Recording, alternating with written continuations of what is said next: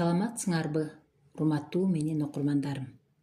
Мен силерге бүгүн «Үч кыз» аттуу кыргыз эл жомогун окуп берем. Илгери бир кишинин 3 кызы болуптур. Улуу кызы күзгө каранып отурганды жакшы көрсө, ортончу кызы таранганды жакшы көрчү экен. Ал эми кичүү кызы куурчагына кийим тигүү менен алек болот.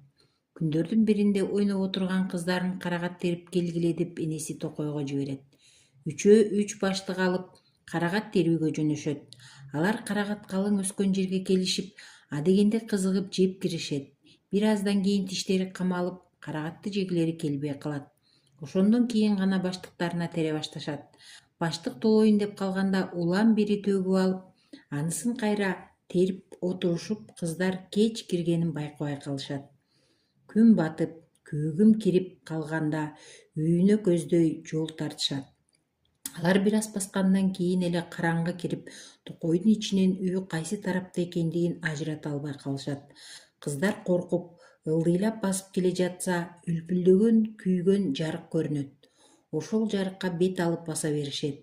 Акыры чарчап, чаалыкканда жарыкка да жете келишет. Жыртык тешиги көп, жаман алачыкка кирип барышса, босогонун бир капшытында турган соку, экинчи капшытта турган сок билектен башка көзгө эч нерсе көрүнбөйт. Коломтодо жылтырап от күйүп турат. Оттун кашында сак саяган кемпир отурат.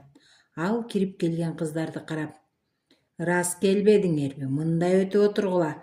Далайдан бери жолум болбой жүрдү эле, бүгүн бир курсагым тоет экен", деп кубанып тосуп алат. Анын кебин саксайган кебетесин көрүп, сөзүн угуп, коркуп кеткен кыздар очоктун кашына отура калышат.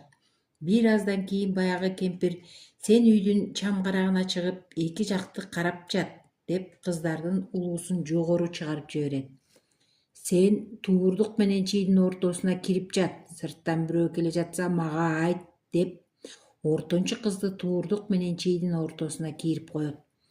"Ал эми сен кичинекенсиң, мен өзүм алып жатайын, чачыңдан жыттап, көңүлүмдү ачайын", деп жарпы жазылып жата кетет. Кичүү кызды койнуна алып жатып, жез кемпир чачын жыттамыш болуп, кыздын башынан канын соро баштайт. Ошентип жатып кыз да, жез кемпир да уктап калат.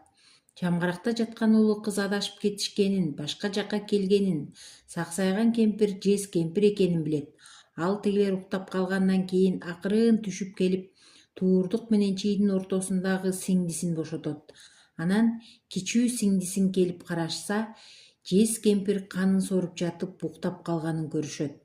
Жерде жаткан талпактын бир учун оозун ачып, уктап жаткан жез кемпирдин оозуна тыгып, сиңдисин бошотуп алышып, үчөө качып жөнөшөт.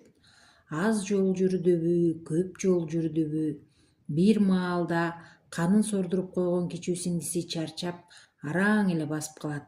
Кыздар бир аз дем алган отурушат. Ошол мезгилде таң атып, айланага жарык кирет. Анан жер жаңырткан добуш угулат.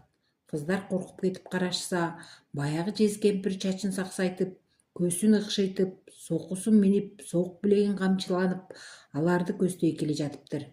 Кыздар кайда качаарын билбей дал болуп калышат. Аңгыча кемпир жакындап келип калат. Ошондо кыздардын улуусу күзгүсүн ала коюп: "Сени далай карадым, эми бир керекке жарагын", деп кемпирди көздөй ыргытып жиберет. Күзгү жез кемпирге жакын барып түшөт. Күзгү түшкөн жерге көз ачып жумганча баш аягына көз жетпеген деңиз пайда болуп, жез кемпир аркы үйүздө, кыздар берки үйүздө калат.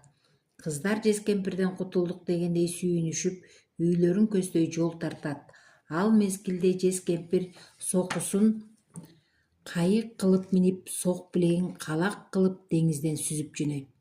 Кыздар жүрүп отурушуп аябай чарчашат, курсактары ачат, кеч кирип жолдо түнөп калышат. Эртең менен күрүлдөгөн добуштан кыздар ойгонуп эки жагын карашса, баягы жез кемпир дагы жакын келип калганын көрүшөт. Кыздар кайрадан коркуп, эмне кылаарын билбей дал болуп калышат. Жез кемпир ого бетер жакындап келет. Ошондо ортончу кыз: "Тарагым, тарагым, бир керекке жарагын", деп жез кемпирди көздөй ыргытып жиберет. Тарагы жез кемпирдин алдына түшөт. Көз ачып жумганча тарак түшкөн айлана чычкан мурду жорголо кыз чытырман токойго айланып, жескемпир аркы жакта, кыздар берки жакта бөлүнүп калат. Кыздар сүйүнүп, үйлөрүн көздөй жолун улантат. Ал мезгилде жескемпир сокусун араа кылып, сок билегин балта кылып, түн токойдун жоон жыгачын араа менен кесип, майдасын балталап алдыга жыла берет. Кыздар аз жол жүрүштүбү, көп жол жүрүштүбү, чарчап, чаалыгышып, курсактары ачып, кубаты качып, дагы бир жерге түнөп калышат. Ал күнү да таң агарып калган жерде жарган катуу дабыш чыгып, баягы жескемпир келе жатканын көрүшөт. Кыздар ого бетер коркуп, дал болуп туруп калышат. Аңгыча жескемпир чукул кирип келет. Ошондо кыздардын кичүүсү эсине келе калып: «Ийнем ийип кет, жер түбүнө кирип кет» депийнесин жескемпирдин көздөй ыргытып жиберет. Ийне жескемпирдин алдына барып түшөт.